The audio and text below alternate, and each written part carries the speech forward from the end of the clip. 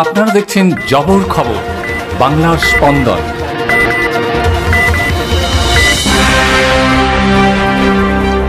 মহিলা পুলিশকে অশালীন মন্তব্যের অভিযোগে গ্রেপ্তার এক যুবক।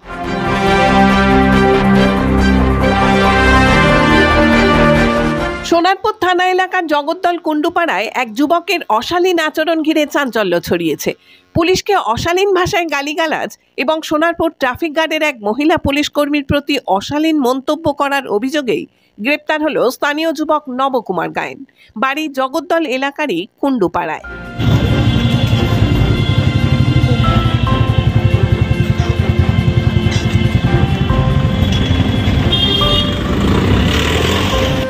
স্থানীয়দের অভিযোগ, ঘটনাস্থলে কর্তব্যরত ওই মহিলা পুলিশ কর্মীকে লক্ষ্য করে অশালীন মন্তব্য করতে শুরু করে নব। সাথে সাথে উত্তেজনা ছড়িয়ে পড়ে এলাকায়। খবর পেয়ে পুলিশ অভিযুক্তকে দ্রুত আটক করে থানায় নিয়ে যায়।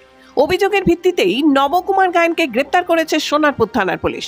ঘটনায় এলাকায় ক্ষোভের পরিবেশ তৈরি হয়েছে।